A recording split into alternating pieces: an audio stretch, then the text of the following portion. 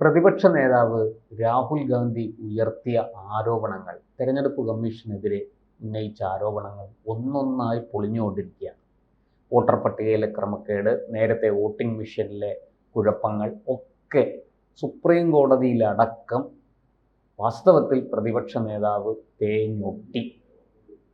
ഇപ്പോൾ ഈ ഏറ്റവും ഒടുവിൽ അദ്ദേഹം തെരഞ്ഞെടുപ്പ് കമ്മീഷനെ ഭീഷണിപ്പെടുത്തുക കൂടി ചെയ്തിരിക്കുകയാണ്.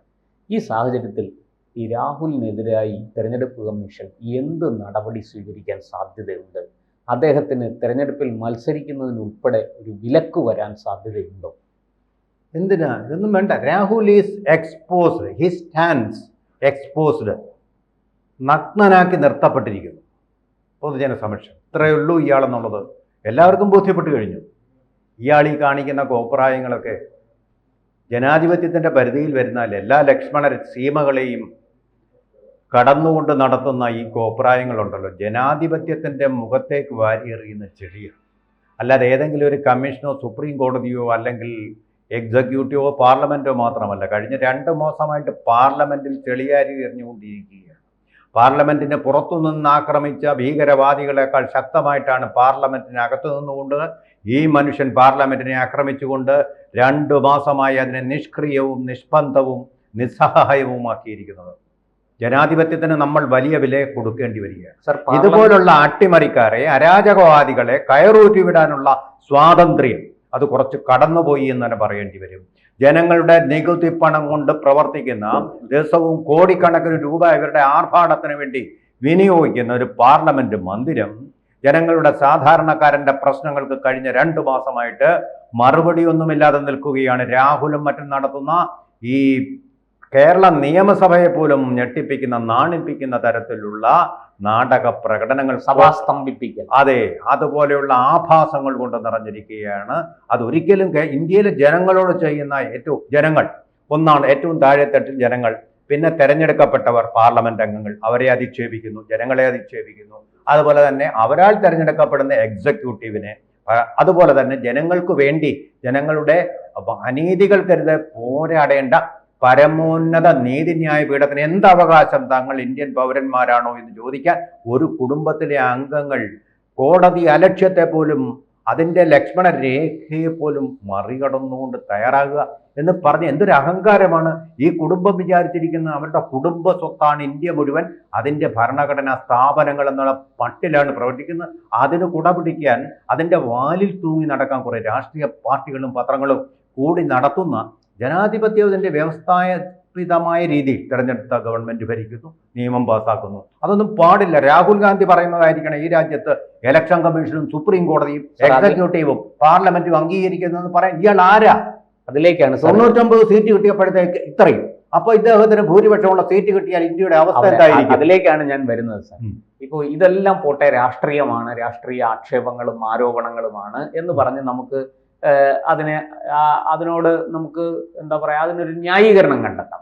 പക്ഷേ ഇവിടെ രാഹുൽ ഇപ്പോൾ ഏറ്റവും ഒടുവിൽ പറഞ്ഞിരിക്കുന്നത്, ഇന്ത്യ മുന്നണി അധികാരത്തിൽ വന്നാൽ തെരഞ്ഞെടുപ്പ് കമ്മീഷനെ വെറുതെ വിടൂല. ഈ ഇപ്പോൾ മുഖ്യ തെരഞ്ഞെടുപ്പ് കമ്മീഷണർ അടക്കം 3 പേരുണ്ട്. ഈ 3 പേരെയും ഞങ്ങൾ അഴിയെണ്ണിക്കും, ഞങ്ങൾ ഈ 3 പേരോടും പകരം ചോദിക്കും എന്ന് ഭീഷണിപ്പെടുത്തുകയാണ്.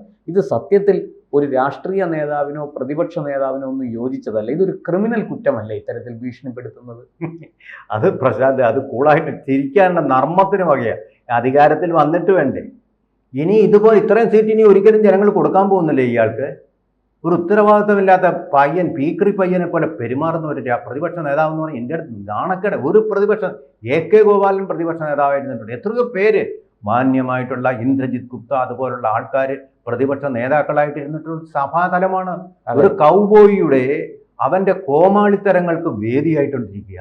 ഇപ്പോൾ വേദനയുണ്ട് കേട്ടോ. ഇന്ത്യൻ ജനാധിപത്യത്തിലെ ആരാണോ പരമാധികാരി ആ പൗരന്മാരിൽ ഒരാളെന്നുള്ള നിലയിൽ ലജ്ജ തോന്നുകയാണ് രാഹുൽ ഗാന്ധിയുടെ പ്രകടനങ്ങൾ കണ്ടിട്ട്. ഇതിനെ പ്രോത്സാഹിപ്പിച്ച് പ്രതിപക്ഷ ധർമ്മം നിർവഹിക്കപ്പെടുന്നില്ല. അതെ, ഇന്ത്യയിലെ ഒരു പൗരനാണ് ഞാനും, എനിക്ക് അവകാശമുണ്ട്. എൻ്റെ പാർലമെന്റ് എന്തുകൊണ്ട് ഇയാൾ സ്തംഭിപ്പിക്കുന്നു? എന്താണ് പാർലമെന്റ് ചെയ്ത തെറ്റ്? എന്താണ് സുപ്രീം കോടതി ചെയ്ത തെറ്റ്? ഇയാൾക്കെതിരായിട്ട് വരുന്നവരല്ല, ഇയാളാണ് ശരി, ഇയാളെ എല്ലാവരും അംഗീകരിച്ചുകൊണ്ട് ഇയാൾക്ക് എസ് പറയാൻ വേണ്ടിയിട്ടുള്ളതാണോ ഇന്ത്യയിലെ സ്ഥാപനങ്ങളെല്ലാം? ഒരു നെഹ്റു കുടുംബത്തിന് അല്ലെങ്കിൽ എസ് പറയാനുള്ളതാണോ ഇന്ത്യയിലെ സ്ഥാപനങ്ങളെല്ലാം? എനിക്ക് അയാളെ ജയിപ്പിക്കാത്തത് കൊണ്ട് ജനങ്ങളോട് അദ്ദേഹം ചെയ്യുന്ന പ്രതികാരമാണോ? ജോർജ് സർവോസിന്റെ പണം ഉപയോഗിച്ചുകൊണ്ട് ആ പ്രതികാരമാണ് ഇപ്പൊ കാണുന്നത്. ആ പ്രതികാരം അല്ല, ഒന്നുമല്ല. ഇയാൾ ഇലക്ഷൻ കമ്മീഷനെ ഒരു കുന്തവും ഒരു ചുക്കും ചെയ്യാൻ പോകുന്നില്ല. കാരണം ഇയാൾ അധികാരത്തിൽ വരാൻ പോകുന്നില്ല. ഇങ്ങനെ ഒരാളിനെ, പ്രധാനമന്ത്രി ഉത്തരവാദിത്തമില്ലാത്ത ഒരാളിനെ, കള്ളം പറയുന്ന ഒരാളിനെ ആരെങ്കിലും ഇത്ര ധൈര്യസമേതം ഒരാൾ ഇത് പറയുന്നെങ്കിൽ അതിന്റെ പുറകിൽ എന്തെങ്കിലും ആരാണ് ഇതിനൊക്കെ പ്രേരണ കൊടുക്കുന്നത്? ഒരു പ്രേരണയും വേണ്ട. പൊട്ടനായാലും ഇങ്ങനെയൊക്കെ പറയും. തലയ്ക്കകത്ത് ആൾതാമസം ഇല്ലെങ്കിൽ ആരും ഇങ്ങനെയുള്ള ധൈര്യങ്ങൾ കാണിക്കും. അതാണ് ധൈര്യം കാണിക്കും. കാരണം തലയ്ക്കകത്ത് ആൾതാമസം വേണ്ടേ, ഇതിന്റെ വീണ്ടും വിചാരം വേണ്ടേ, വകതിരിവ് വേണ്ടേ, ഇതിന്റെ വൈകളെ കുറിച്ച് ചിന്തിക്കാൻ. വഴി കാണുന്ന ഇപ്പം കുതിരവട്ടം ആശുപത്രിയിലെ ഭ്രാന്തന്മാർക്ക് ഇതിനകത്ത് വരുമെന്ന് വിചാരിച്ചിരുന്നത് ചെയ്യാതിരിക്കും, ഇറങ്ങി ഓടുന്നില്ലേ? ഇതുപോലൊരു നാടകമായിട്ട് മാത്രം, പ്രഹസനമായിട്ട് ഇത് മാത്രമേ ഇത് കണക്കാക്കാൻ പറ്റുകയുള്ളൂ. കുറച്ച് പേര് അഴിമതിയും മുങ്ങിയ കുറേ ഒരു കുടുംബം, ലാലുവിൻ്റെ കുടുംബം പുറകെ സപ്പോർട്ടുമായിട്ടുണ്ട്. ആളെ കൂട്ടാൻ എടുക്കരാ. പാവപ്പെട്ട ഗ്രാമീണരെ, നിരക്ഷരരായിട്ടുള്ള ഗ്രാമീണരെ, ആദിവാസികളെ ഒക്കെ അതിലേക്ക് വാ എന്നും പറഞ്ഞിട്ട് ഞാനാണ് നിങ്ങളുടെ ദൈവം എന്നും പറഞ്ഞിരിക്കുന്ന ആൾ, അഴിമതിയുടെ രാജാവ് ലാലു പ്രസാദ് യാദവ് ജയിലിൽ പോയി കിടന്ന ആള്. ആ ആളാണ് ഇപ്പോൾ സപ്പോർട്ടുമായിട്ട് അവിടെ ചെന്നത്. അങ്ങനെ വിചാരിച്ച ആളെ ഇറക്കാൻ പറ്റും? അയാളാണല്ലോ ഒരു LK അദ്വാനിയുടെ രഥയാത്ര അവിടെ പിടിച്ചു നിർത്തിയത്, ഹീറോ ആയിട്ട് ചമയുന്ന. ഭൂലോക കള്ളനാണെന്ന് പിൽക്കാലത്ത് കോടതി തന്നെ പറഞ്ഞ ആള്, കാലിത്തീറ്റ കുംഭകോണക്കേസിലെ 1-ാം പ്രതി ജയിലഴികളിരിക്കുകയാണ്. അതുകൊണ്ട് അവളാണ് സപ്പോർട്ട് ചെയ്യുന്നത്. ഇത് കണ്ടുകൊണ്ട് തന്നെ CPM-കാർ ഇവിടെ ആവശ്യം കൊള്ളുക, കണ്ടോ രാഹുലിന്റെ പുറകെ പോകുന്നത്.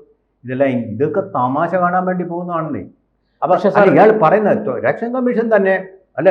പിന്നെ പ്രശാന്ത് ആദ്യം പറഞ്ഞ കാര്യത്തിനോട് എനിക്ക് വിയോജിപ്പുണ്ട്. കാരണം പറഞ്ഞത് ഓരോന്നായിട്ട് പൊളിഞ്ഞു. അങ്ങനല്ല, ചീട്ട് കൊട്ടാരം പോലെ പൊളിഞ്ഞിരുന്നു ഇലക്ഷൻ കമ്മീഷൻ പത്രസമ്മേളനം നടത്തിയത്. തന്നെ എത്ര കോൺഫിഡൻ്റ് ആയിട്ടാണ്. EC എന്നാണ് അദ്ദേഹത്തിന്റെ ചുരുക്കപ്പേര്, ഇലക്ഷൻ കമ്മീഷൻ. ഈ ഇലക്ഷൻ ഈസി ആയിട്ട് തന്നെയാണ് അദ്ദേഹം മറുപടി പറഞ്ഞത്. ഒരു സംശയവും ഉണ്ടായിരുന്നില്ല, ആശയക്കുഴപ്പവും ഉണ്ടായിരുന്നില്ല. കൂടികെട്ടിയ പത്രപ്രവർത്തകരെല്ലാം മനഃപൂർവ്വം, പ്രശാന്ത് എന്ന് പറഞ്ഞു കൊടുത്തതുണ്ടല്ലോ, പ്രശാന്ത് രഘു, അയാളുടെ ചോദ്യം എടുത്ത് പിന്നെ ഏഷ്യാനെറ്റ് കാണിക്കുന്നുണ്ട്. ഒരു പത്രപ്രതിനിധി വേണ്ട ജോലി എന്ന് പറഞ്ഞ ചോദ്യം ചോദിക്കുക, അതെന്തോ വലിയൊരു വാർത്തയാക്കിക്കൊണ്ട്, വലിയ സംഭവമാക്കിക്കൊണ്ട്, അല്പത്വവും പൊങ്ങച്ചവും നിറഞ്ഞ ആ ചാനൽ വീണ്ടും വിടും ഞങ്ങളുടെ പ്രശാന്ത് രഘുവംശം. എന്നാൽ അർഹിക്കാത്ത ഒന്ന് അവിടെ ചെയ്തു എന്നാണ് അപ്പോൾ അവർ അർത്ഥമാക്കുന്നത്. എല്ലാ പത്രക്കാർക്കും അവിടെ ചോദിക്കാൻ അവകാശമുണ്ട്. അതിലൊന്നായിട്ട് ഇയാൾ ചോദിച്ചു. എന്തോ വികലമായ ചോദ്യം. എന്താണ്? സംസ്ഥാനങ്ങളിലെല്ലാം അന്വേഷണം നടത്തുമെന്ന്. സംസ്ഥാനങ്ങളിലെല്ലാം തെരഞ്ഞെടുപ്പ് കമ്മീഷൻ ഈ രാഹുൽ ഗാന്ധിയുടെ ആരോപണം കേട്ട്, ഒരു തെളിവില്ലാത്ത ആരോപണം കേട്ടോണ്ട് അന്വേഷണം ഇന്ന് വരെ നടന്നിട്ടുണ്ടോ?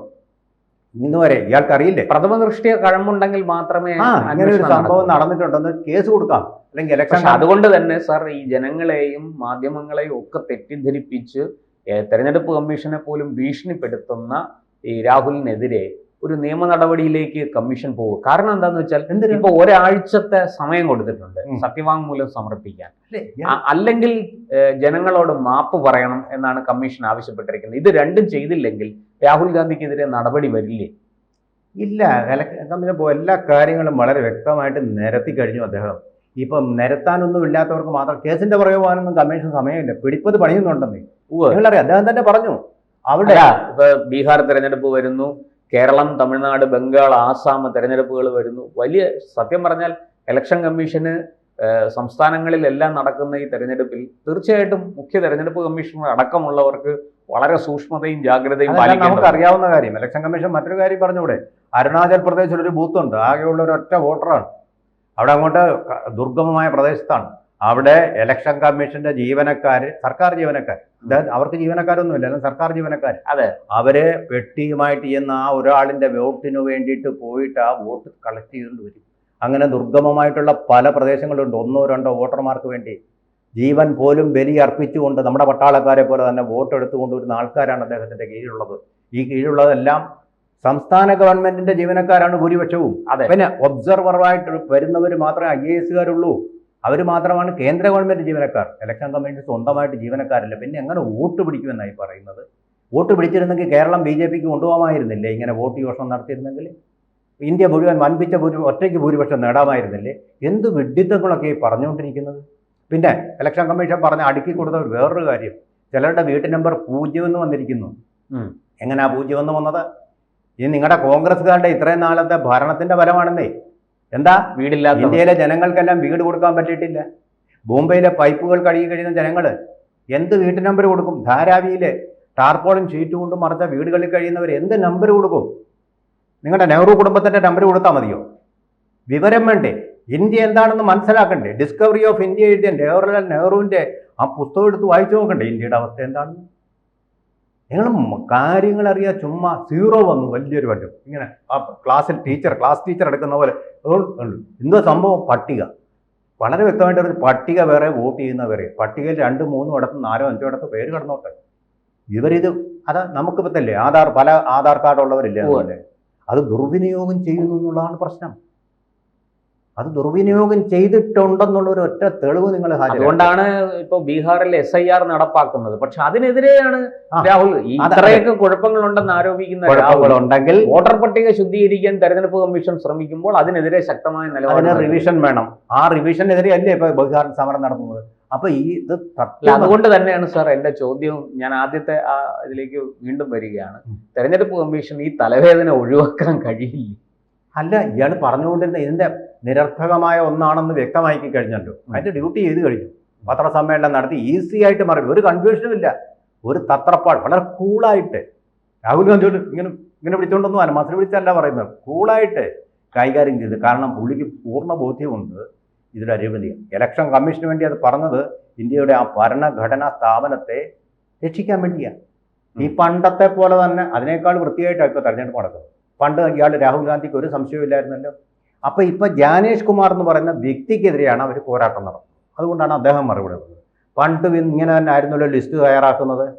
പണ്ടത്തെ ലിസ്റ്റുകളിൽ നോക്കിയാൽ ഇതിനേക്കാളും വലിയ അനോമലീസ് കാണാൻ പറ്റും. അതെ, തന്നെയല്ല അവിടെ ബൂത്ത് റിഗ്ഗിംഗ് ആണ് നടന്നിരുന്നത്. പരസ്യമായിട്ടുള്ള രഹസ്യമാണത്. ചിലടത്ത് ഇപ്പോൾ കേരളത്തിൽ കണ്ണൂരിൽ നടക്കുന്നത് പോലെയുള്ള റിഗ്ഗിങ് ഇന്ത്യ മുഴുവനൊന്നും നടന്നിരുന്നു. അങ്ങനെയാണ് കോൺഗ്രസ് ജയിച്ചു വന്നിട്ടുള്ളത്. അപ്പോൾ മുൻകാല പ്രാബല്യത്തോടെ നെഹ്റു മുതൽ ഇന്ന് വരെയുള്ള പ്രധാനമന്ത്രിമാർ അങ്ങനെയാണെങ്കിൽ രാജിവെക്കണം. ഇല്ലെജിറ്റിമേറ്റ് ഇലക്ഷൻ ആയിരുന്നു നടന്നതെന്ന് പറയണം. അല്ല, പട്ടികയ്ക്കകത്ത് ഇപ്പോൾ പുതുതായിട്ട് ഒരു സംഭവം ഉണ്ടായിട്ടില്ല. ഈ രാഹുൽ ഗാന്ധിക്ക് ഇതറിയാം. പ്രധാനമന്ത്രി കസേരയിൽ അങ്ങേർക്കിരിക്കണം, ഒന്നിരിക്കണം. അതിനുവേണ്ടി കാണിക്കുന്ന എന്ത് കള്ളവും പറയും, ആരെയും ഭീഷണിപ്പെടുത്തും. പനിയാണ്, അതിൻ്റെ പനിയാണ്. ഞങ്ങൾ ഇനി മധ്യകാലത്ത് പേടിപ്പിക്കുക. അത് പറഞ്ഞല്ലോ ഇലക്ഷൻ കമ്മീഷൻ തന്നെ. തോക്ക് ചൂണ്ടി ഭീഷണിപ്പെടുത്തിയാൽ ഞങ്ങൾ ഡർ നഹിം കരയുക എന്ന് പറഞ്ഞ് ഞങ്ങൾ ഭയപ്പെടുത്താണ്. നിങ്ങളെ നെഹ്റു കുടുംബമാണെങ്കിൽ നിങ്ങളുടെ കയ്യിലിരിക്കട്ടെ, എന്നെ വിരട്ടാൻ വരണ്ട മറുപടി പറഞ്ഞത്. ഇനി പിന്നെ ഒന്നും ചെയ്യേണ്ട കാര്യമില്ല. ജനങ്ങൾക്ക് സത്യം ബോധ്യമായി. നമ്മളിപ്പോൾ ഒരു സത്യം പറയണമെങ്കിൽ നമ്മുടെ സോഴ്സ് റിലയബിൾ ആയിരിക്കണം. ഇവിടെ റിലയബിൾ സോഴ്സ് എന്ന് പറയുന്നത് ഏതാണ്? ഇലക്ഷൻ കമ്മീഷൻ തന്നെയാണ്, സംശയമില്ല. അത് കിട്ടിക്കഴിഞ്ഞു. പിന്നെ എന്ത് ഇനി ട്രംപ് പറയണം? എങ്കിൽ പിന്നെ നിങ്ങൾ അവിടെ പോകണം, വാഷിങ്ടണിൽ. ഇപ്പൊ ട്രംപും സോറോസും ഒക്കെയാണ് രാഹുലിന്റെ മെന്റർമാർ. ട്രംപ് ഇങ്ങോട്ട് വന്ന് ബംഗ്ലാദേശിലെ പോലെ ഒരു അട്ടിമറി സ്ഥാപിച്ച് രാഹുലിനെ താൽക്കാലിക പ്രധാനമന്ത്രിയായിട്ട് അങ്ങ് വെക്കണം. എന്നിട്ട് മോദി നാട് വിട്ടു പോകണം. ഇതാണ് പപ്പു മോന്റെ ആഗ്രഹം. കൂടുതൽ വാർത്തകളും വിശേഷങ്ങളും നിങ്ങളിലേക്ക് എത്താൻ ABC മലയാളം സബ്സ്ക്രൈബ് ചെയ്യുക, ബെൽ ബട്ടണും അമർത്തുക.